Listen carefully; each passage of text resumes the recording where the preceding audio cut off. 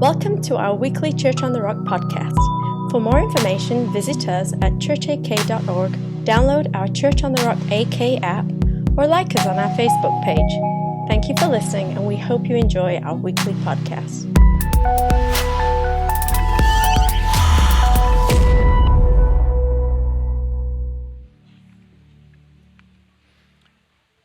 My title tonight, and I want all the kids especially to join me in saying my title. You're going to get a lot of satisfaction from it. I want you to say it at the top of your lungs. Even if you just feel like a kid, Sylvia, you're welcome to say it.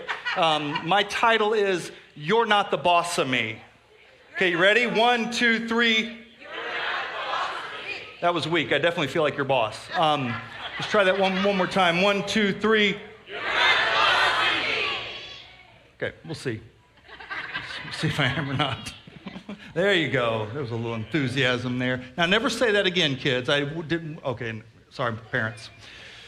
Yeah, you can leave now if you want to. It's going to get better, I promise.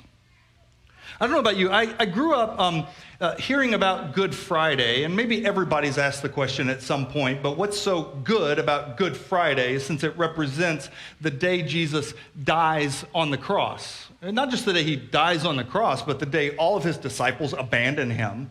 This moment of his death, a painful, excruciating death that he experiences on this day.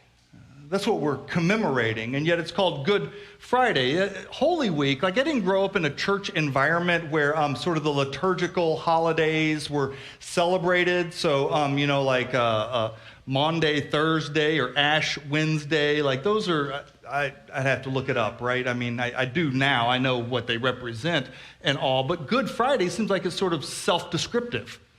There should be something good about it, and yet most of the teachings that I heard growing up about the crucifixion of Jesus did not sound like this day was all that good. In fact, we're just actually all here to talk about the day we're waiting for, which is Sunday, right? Which is the resurrection of Jesus. And if we can just get through the next few days, then we'll finally have something to celebrate. And I believe that's categorically false. And I actually want to tell you why. Growing up, this brings me to blindsided. I don't know if you've ever had these experiences where you thought something was going to go one way and then it didn't. Most of mine involve hunting. I've shared some of them before, getting charged by a grizzly, or like this past year, somebody told us about the best moose hunting spot on the planet. We did not get a moose after 11 days. Anyways, if we still had Fresh Start, I'd be going to it. But my freshman year in high school, I grew up in a hick town in Oklahoma, Pryor, Oklahoma.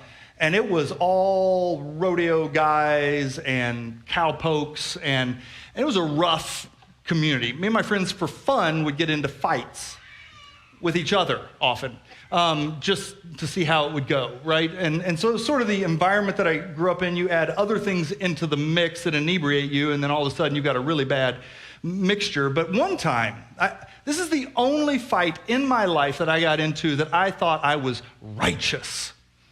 A guy named John Silkey, big bully. I was a freshman in high school. Big bully had pushed my sister. Like I would fight with my sister all day. I'd push her down the stairs, whatever. But if anybody else pushed my sister, it was on like Donkey Kong. So we set it up. We set it up after school. We're going to be over behind the shop building. It's going to happen. We got over there. I'll never forget getting over there. This is right after high school. We all get out. We're over there. There are teachers in the crowd watching until the principal finally came over after the fight had started. Now, I can remember the night before making all of my plans. In fact, that morning, I got up and I did like 300 push-ups just to be ready. Stupid idea. Anyways, I wore my wrestling shoes. I was like all prepared. In my mind's eye, I had gone through the whole fight scene. And I don't know if you've ever heard, this is a famous quote by a brilliant mind, a guy named Mike Tyson. He said this: everyone has a plan till they get punched in the mouth. Actually, what he said is, everybody got a plan till they get punched in the mouth. Sorry, Mike. But what I realized is like I thought that was going to go a different way. Like, but once you're in the moment, it's a blur. Like I don't know what all happened. I think I won. My friends told me I won, but I am certain after I got home that I had not won because my parents were not at all happy. I was kicked out of school, suspended. It was not good. After that, I got to homeschool. That was a real blessing. Anyways, you get the idea. Like these moments when you're just blindsided. Things don't go the way you thought they were going to go. I was playing football in high school. It was also my freshman year. I played all the other sports. I thought, let's try football. And I wish I had the picture. My mom probably has it somewhere, but you would notice that if like Pee Wee Herman put on a football, I do not remember being that skinny ever, but I was. So I played wide receiver because I was fast. And I'll never forget catching a pass and thinking, that's right. I am God's gift to the Pryor Tigers. Catching the football and Kyle Patterson grabbing my arm and swinging me around. I go all the way in a 360 as another guy comes and just pile drives me. That's all I remember. After that, I was like, later I remembered my name and it was okay. But like it didn't go at all like I was expecting it to go in that moment. And if you're one of Jesus' disciples, this is one of those moments.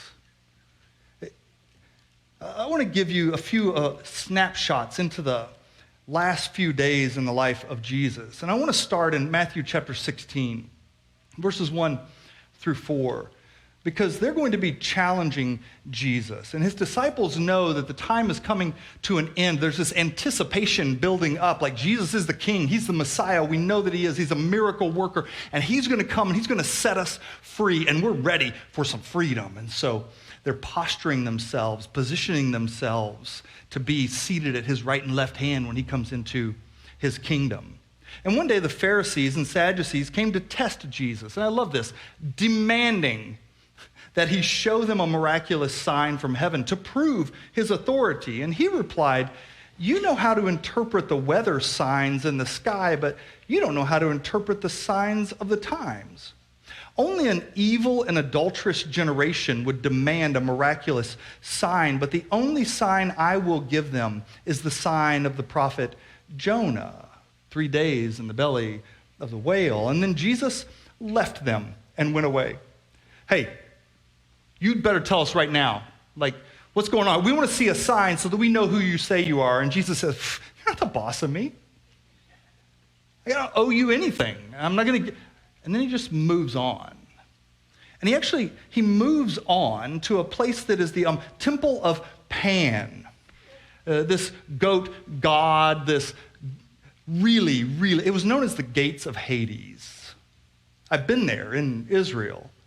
And it's a place where they would come to worship and all kinds of awful things would take place there. And Jesus is asking his disciples a question while they're there. And he says, who do men say that I am? And his disciples, well, some say Elijah, and some say that you're John the Baptist back from the dead. And they give some, and Jesus says, but who do you think that I am? Who do you say that I am? And man, this is Peter's moment. I know the answer to this one. You are the Christ, the Messiah, the Son of God. And Jesus is like, gold star, Peter. Or he's going to lose it, but gold star, Peter. And then he asks, what do you think's going to happen next? And in Matthew 16, verse 21, listen to what Jesus tells his disciples before his death. From then on, Jesus began to tell his disciples plainly that it was necessary for him to go to Jerusalem and that he would suffer many terrible things at the hands of the elders, the leading priests, and the teachers of religious law. He would be killed, but on the third day, he would be raised from the dead. I want to tell you guys what the plan is. The plan is that we're going to go to Jerusalem. When we get to Jerusalem, I'm going to be persecuted. Ultimately, I'm going to be killed, and then I'm going to be raised from the dead after 3 days. Got it? Got it. Good. Peter pulls him aside. He's like, Listen to this. But Peter took him aside and began to reprimand Jesus. Peter took him aside and began to reprimand him for saying such things. "Heaven forbid, Lord, this would never happen to you." And Jesus turned to Peter and said, "Give me that gold star back. Get away from me, Satan. You are a dangerous trap to me. You are seeing things merely from a human point of view, not from God's." I appreciate it, Peter. I appreciate all the enthusiasm, but I already know what's going to happen, and I'm telling you what's going to happen. Jesus will repeat verbatim what's going to happen in Jerusalem several more times before it ever happens, and yet, when it happens, they seem to not be expecting it at all. I wonder how often we're like that. You're not the boss of me.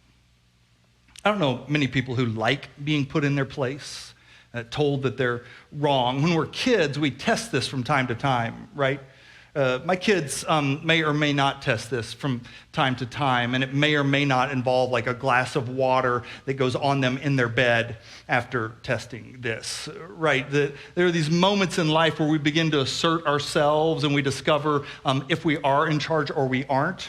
And it's usually quite some time before we ever discover that we're actually in charge of our own selves. Somebody else is telling us what to do. They are the boss of you. Get over it. But in this moment, this is a transition. This is a specific moment in the life of Jesus, and he's going to begin to engage in an entirely different way. He's stepping into a new season in his life and ministry. Prior to this, he had told people, "Don't tell anyone who I am. Don't reveal this." He would speak to the demons that were trying to speak through people, and he would say, "Oh no, you shut your mouth. You're not going to tell anybody who I am. It's not time yet, but it's time now." And I want to look at 5 vignettes, 5 moments over the week in the life of Jesus before his crucifixion. And I want you to observe something about his authority. The parade. Luke 19, verses 37 through 40, when he reached the place where the road started down the Mount of Olives, all of his followers, Jesus' followers, began to shout and sing as they walked along, praising God for all the wonderful miracles they had seen, blessing on the King who comes in the name of the Lord, peace in heaven and glory in the highest heaven. But some of the Pharisees, the religious leaders who had something to lose if Rome got angry about this, but some of the Pharisees among the crowd said, "Teacher, rebuke your followers for saying things like that." And Jesus replied, "You're not the boss of me." If they kept quiet, the stones along the road would burst into cheers. This is the moment. I am the king. I am riding into Jerusalem on the foal of a donkey, just like the prophecy foretold. I want everybody to know I'm not embarrassed, I'm not ashamed. It is true. I am the King of Kings and the Lord of Lords. And if they wouldn't declare it, the rocks would. I don't know if you know this, but it would have been the first rock concert. That is literally not in my notes. It's just how my brain works. The parade, and then we move on to the temple. Jesus is going in day after day, and he's teaching in the temple. And in the temple, the religious leaders are getting more and more frustrated at the authority that Jesus is asserting. And so Mark chapter 11, verse 27 through 33. Again, Jesus and his disciples, entered Jerusalem, and as Jesus was walking through the temple area, the leading priests, the teachers of the religious law, and the elders came to him. All the bigwigs, all the religious leaders, right? They come to him. I love it. Here it is again. They demanded. They're slow learners. They demanded, "By what authority are you doing these things? Who gave you the right to do them?" "I'll tell you by what authority I do these things if you answer one question," Jesus replied. "Did John's authority to baptize come from heaven, or was it merely human? Answer me!" Exclamation mark. It's emphatic. How about you tell me? You're not the boss of me. In fact, I got a question for you. You answer my question. Here's what Jesus is doing. He's poking at something. He's poking at their desire to stay in their position, to be perceived as good or right by all of the people, and there's no right answer to this question in this moment. And he's revealing their hypocrisy. And so here's the thing. They talked it over among themselves. If we say it was from heaven, he will ask why we didn't believe John. But do we dare say it was merely human? For they were afraid of the people and what they would do, because everyone believed that John was a prophet. So they finally replied, we don't know. And Jesus responded, then I won't tell you by what authority I do these things. You're hearing it over and over, right? Like, you're not the boss of me. I am the king. I am in control. I am the authority. I am. Which brings me to the garden. In the Garden of Gethsemane, and the disciples are supposed to be praying, but they keep dozing off. Everybody been there? Yeah, I know Paul has. I see it often in our staff meetings. Prayer. It's like, and in this moment, in the garden, this is the moment that Judas has picked to show up outside of the city where all the people wouldn't have surrounded them and a mob would have gotten involved. He decides to show up in this moment and to arrest Jesus. John 18, verse 3 through 9. The leading priests and Pharisees, you're in this theme, the leading priests and Pharisees had given Judas a contingent of Roman soldiers and temple guards to accompany him. Now with blazing torches and lanterns and weapons, they arrived at the olive grove. Listen to this. Jesus fully realized all that was going to happen to him, so he stepped forward to meet them. Who are you looking for? He asked. Jesus, the Nazarene, they replied. I am he, Jesus said. Judas, who betrayed him, was standing with them. And as Jesus said, I am he, they all drew back and fell to the ground. What? Like, who are you looking for with your swords and your torches and your weapons? Temple guard, Roman guards, Judas. Who are you looking for? We're looking for Jesus the Nazarene. I am. And they don't just step back in that moment. A wave, a shock wave knocks them to the ground. And I love it. Jesus, verse 7, once more he asked them, who are you looking for? And again they replied, Jesus the Nazarene. And he's like, you can get up now. I told you, I am he. Who do you think's in control in this moment? The guards and soldiers with the weapons and the torches? Who's in control in this moment? And I love it. After he tells them that he is the one, he says this to them. And since I am the one you want, let these others go. Who's giving the orders around here? He's like, I know you got all your weapons and stuff, but I'm telling you, let these guys. He's not asking if they would let them go. Would you please let them go? He's like, hey, listen, I am. That phrase, it is the introduction to who God is all the way back in the very beginning of the story. Jesus is identifying he is God in the flesh. That's why they fall back. He just unleashes a little bit of power, like he adds a little bit of growl to his voice, like, I'm he. And then he tells them, you can get up, but you let these others go. Yes, sir. You're not the boss of me. In Matthew 26, that Peter in this moment is like, okay, I got some courage. They all fell back, right? He's like, I'm going to get out my sword and get involved in this fight. And so Peter lops off the ear of one of the guards, and Jesus is like, Pete, Monday, put the sword back. Listen, here's what he says to him. Put away your sword, Jesus told him. Don't you realize that I could ask my Father for thousands of angels to protect us, and he would send them instantly? But if I did, how would the scriptures be fulfilled that describe what must happen now? Which brings me to what's about to happen. This next scene, the trial of Jesus. In this moment, Pontius Pilate has taken Jesus. He's had him beaten severely. He's placed a crown of thorns on his head, and then he brings him back out, hoping this will satisfy the Jewish religious leaders, that this would be enough in this moment. And so he brings Jesus back out. Then Jesus came out wearing the crown of thorns and the purple robe, and Pilate said, look, here's the man. And when they saw him, the leading priests and temple guards began shouting, crucify him, crucify him. Take him yourselves and crucify him, Pilate said. I find him not guilty. And the Jewish leaders replied, this is how cunning they are. The Jewish leaders replied, by our law, he ought to die because he called himself the Son of God. When Pilate heard this, he was more frightened than ever.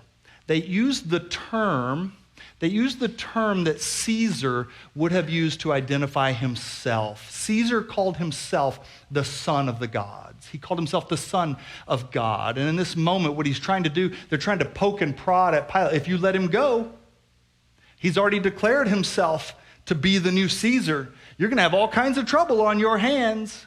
And in this moment, Caesar becomes terrified. So he took Jesus back into the headquarters again and asked him, where are you from? But Jesus gave no answer.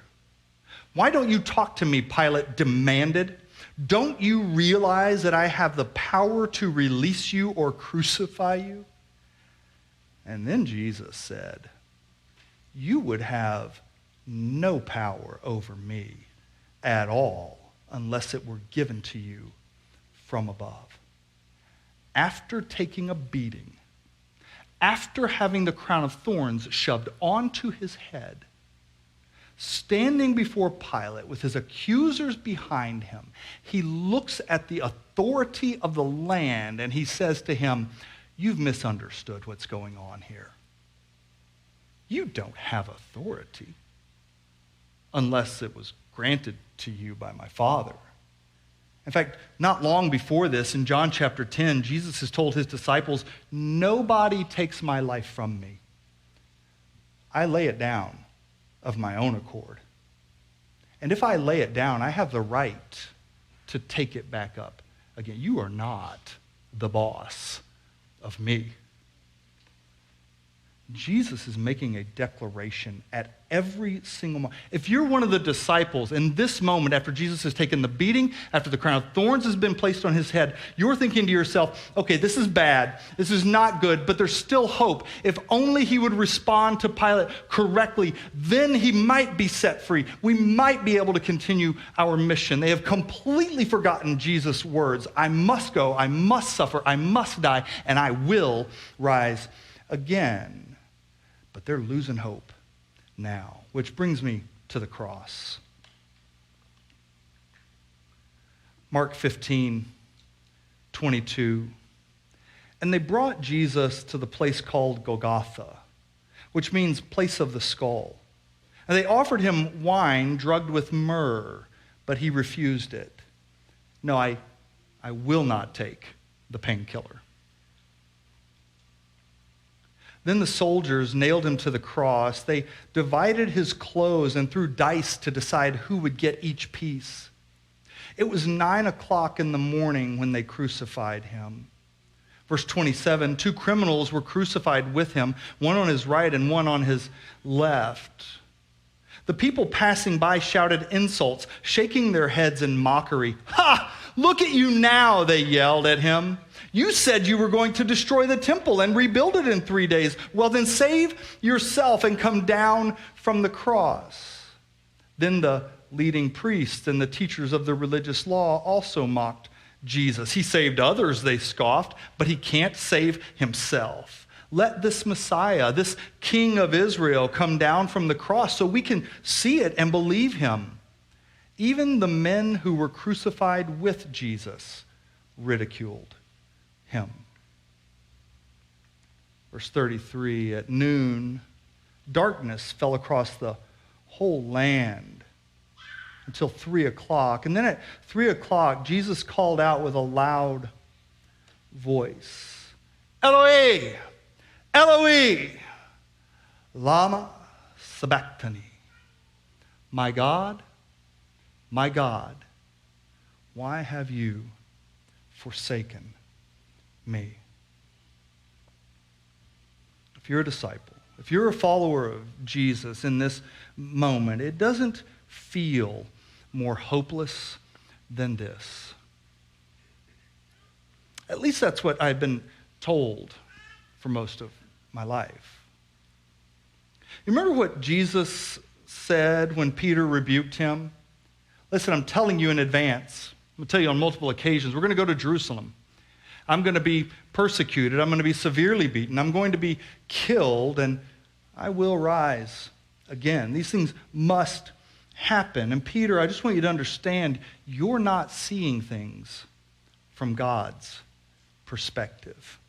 Because if you could, in this moment, this very moment, Good Friday, you would actually be rejoicing.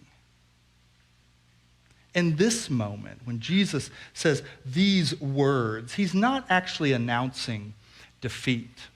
He isn't announcing that his Father turned his back on him, that God has forsaken him. In this moment, Jesus is singing the opening line to one of the most popular songs of the day.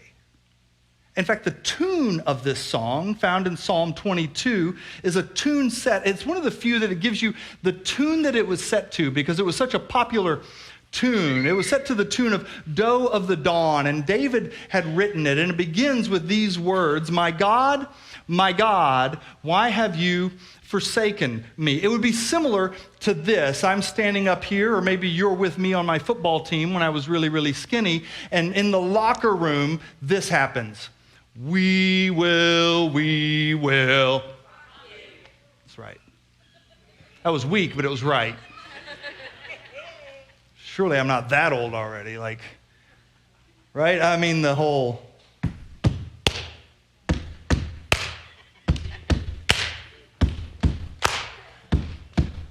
That's what's happening in this moment. You need to understand, because the psalm isn't actually a psalm of defeat.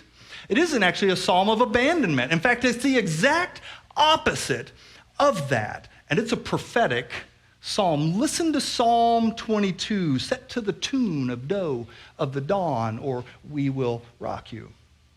My God, why have you forsaken me? Why are you so far away when I groan for help? Verse 6, I am scorned and despised by all. Everyone who sees me mocks me. They sneer and shake their heads, saying, is this the one who relies on the Lord? Then let the Lord save him. If the Lord loves him so much, let the Lord rescue him.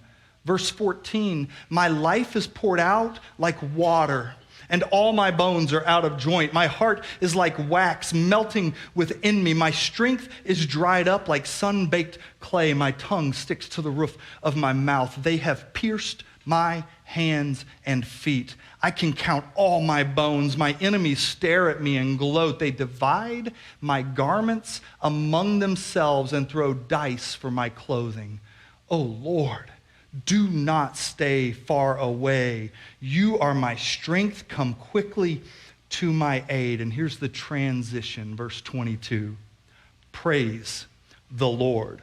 All you who fear him, honor him, all you descendants of Jacob. Show reverence, all you descendants of Israel, for he has not ignored or belittled the suffering of the needy. He has not turned his back on them, but he has listened to their cries for help. I will praise you in the great assembly. I will fulfill my vows in the presence of those who worship you. The poor will eat and be satisfied. All who seek the Lord will praise him. Their hearts will rejoice with everlasting joy. Verse 28, for royal power belongs to the Lord. He rules all the nations.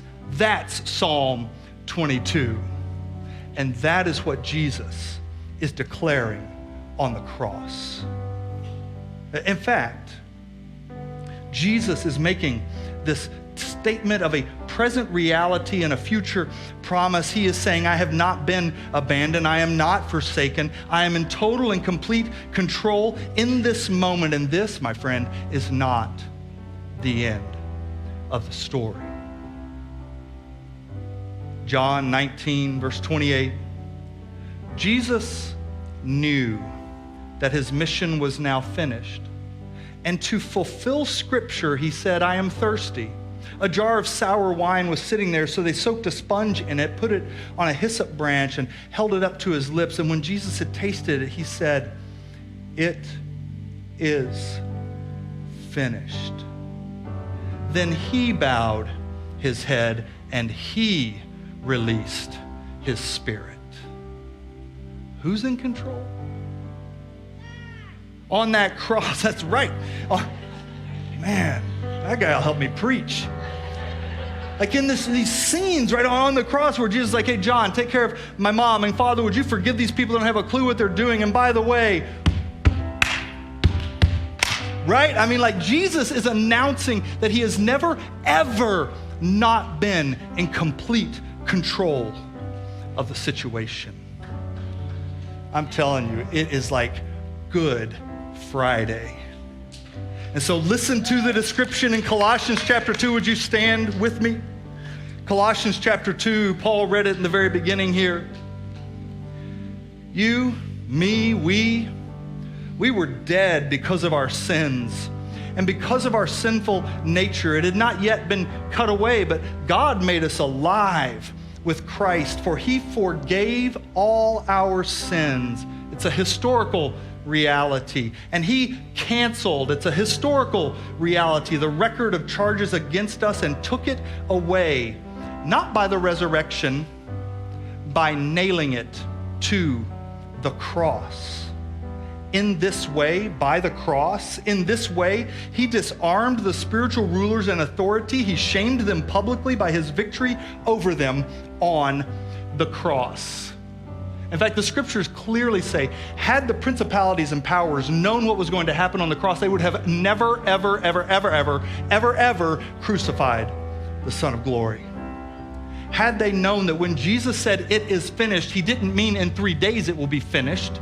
He meant it is finished now. All sin for all time is already paid for by my shed blood in this moment, right here and right now. He's preaching Good Friday. And I love this word. It says he made a public open spectacle. That's the word that's used in the language. It's a Greek, a Roman word for a victory march in the military. When you conquered your enemy, you would take them, you'd strip them naked, you'd put a hook in their nose, and you would drag them through the streets of their own city in shame. That's the word that's used for what Jesus was doing as he was carrying the cross through the streets of Jerusalem. What was actually happening, if you could see it from God's perspective.